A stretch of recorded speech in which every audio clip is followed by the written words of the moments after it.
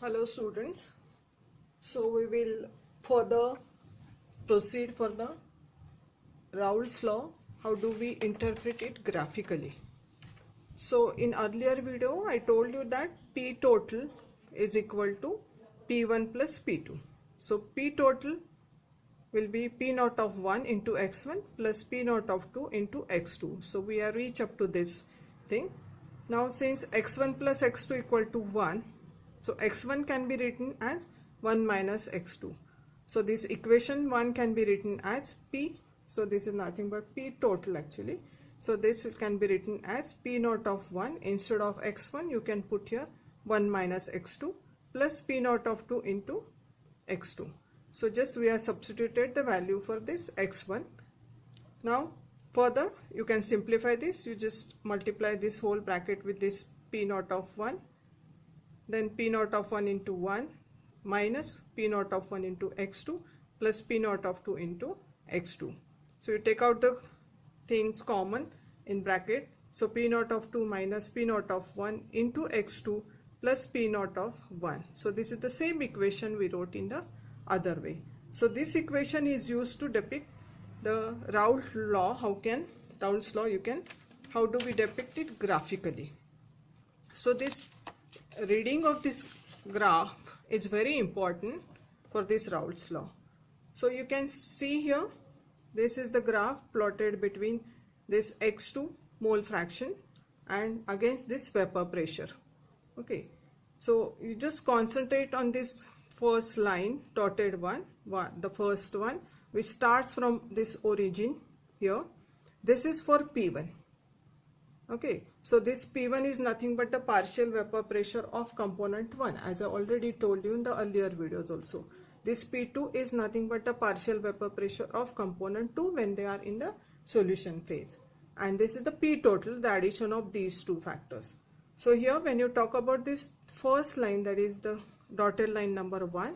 So this is the graph between P2 versus x2, where this x2, when this x2 is 0 and P2 will be here I started with the second line actually. So this second line, this is for P2 here. So for this second dotted line for the P2, here we have to add up these two things. So I start from here. So P2 versus x2. So for this x2 equal to 0 and P2 will be equal to 0. So this line starts from this end. So what is the condition here? X2 equals to 0 and this P2 is also again a 0 at this, because this is the straight line passing through the origin for this P2, that is the partial vapor pressure of component 2.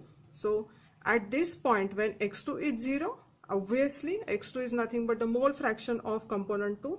So if it is going to be 0, obviously the partial pressure of component 2 would be again have the 0 value. Now when it proceeds this way and it reaches up to this is the vapor pressure of component 2 when only mole fraction of component 2 is maximum here, because you can see here x2 is equal to 1. So when P2 is equal to P naught of 2, x2 will be equal to 1. So when this is maximum, this also will have the maximum value, isn't it? So you can read the graph this way. Now we can shift to the dotted line 1, which is for P1. So P1 is nothing but the partial vapor pressure of component 1. So P1 versus x1. Now look at this. It starts from here. So what is the condition here? Mole fraction of component 1, it is equal to 0. So obviously you can see here it is 0 because this is the mole fraction, and P1 is also equal to 0 because this is the graph or the line drawn for this P1. So it is both the things are 0 at this point. So as we proceed further, and if you reach up to this P1 would be equal to P naught of 1. So you can see here.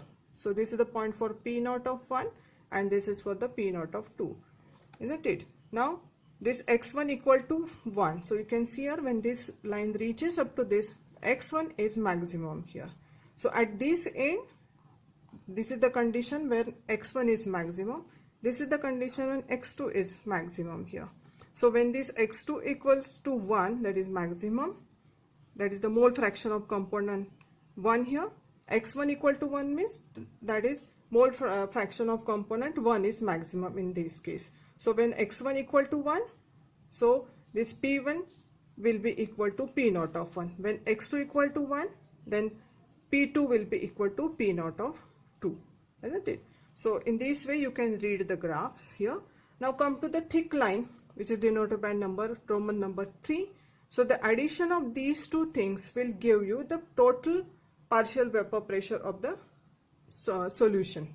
Okay, so this P1 and P2, these are the partial vapor pressures of component 1 and 2 when they are in the solution phase. As I already many times I told you this thing. So this is the third line which will give you the information about the P naught of 1 versus x2. Remember, because we are starting from this point and ending here where the condition that x2 is maximum and here P naught of 1 is here, you can see for this end. So P naught of 1 is having this value when x1 is maximum. P naught of 2 is having this value when x2 is maximum here. So when you combine all these things, two things together, that is the total vapor pressure will be, that is P naught of 1, x2 equal to 0. Now look at this graph. This is the value for P naught of 1 when this x2 equal to 0, remember. And P naught of 2 is having this value when x2 equals to 1. So when x2 equal to 0, this for this when x2 equal to 0 here, so this P1 is having the maximum value. When x2 equal to 1, this P naught 2 is having the maximum value, and this is quite obvious. When it means that when x2 equal to 0 means x1 should be maximum. So whatever the component is maximum, so that vapor pressure will dominate that particular component. Here this x2 is maximum, so this particular component will dominate the value of partial vapor pressure. So this is maximum in this situation, this is maximum in this situation. Okay, so in this way you can just read the graph of this. Now if you want to here what you can do further, if you want to calculate the total vapor pressure, so you can do one thing. You just draw the lines from here. If you go this way, this will be intersected at this point. So this will be the corresponding vapor pressure for this when x1 equal to 1. Here this is the vapor pressure. Again you will get the second thing here, mole fraction of this.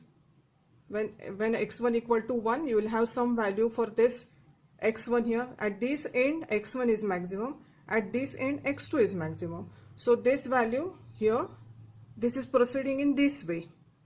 So here it is decreasing. So if you suppose this as a 10, definitely this will have, this component 1 will have some less or low value for this x1, that is the mole fraction of component 1 will be lesser. So as we move further, this will go to the 0, remember. And if you start from here to here, the mole fraction of component 2, it is going on increasing, whereas the mole fraction of the component 1, it goes on decreasing in this direction, isn't it? So you can have some value for this vapor pressure and multiply this. So when you multiply these two things, you will get the answer, and that should correspond to the value for this vapor pressure. So whatever is the total, you will get by this method. Again you can draw like this. You will get the value for this, that is x1 or x2, whatever is. You can do either way. You can either proceed this way or this way, and you whatever the things this line it is intersecting at this P1, you will get the value for this P1. So you multiply the mole fraction and vapor pressure for this component 1, that is the partial vapor pressure, and its mole fraction. If you multiply these two things, you will get the value for this thing P1, and you can get the total of this. So when you add these two things together, this and this, you will be getting the third thing. So you can do number of calculations by this way, and this is about this is the situation when the solution behaves ideally. Remember, now in some of the books it is shown, this graph is which is shown here, I showed by this thick line, this is shown by this way also. So it is decreasing this way, decline is this way, in this direction. It means that just the conclusion of this shows that if this component 1, it is less volatile than component 2, this partial vapor pressure of component 1 will be less compared to component 2. And if it is the case is opposite, means if I draw this thick line instead of this, if I draw this way, it means that it would not go so low, it might reach up till here, or it should be up having this value. So here it means that the partial vapor pressure of component 2 is less than component 1, means component 2 is less volatile than component 1. That is the only thing. So you can have this type of graph also. So this is the situation when the solution behaves ideally, but this is not so. It shows some positive and negative deviations from this particular graph. So we'll talk about this in the next video. Thank you.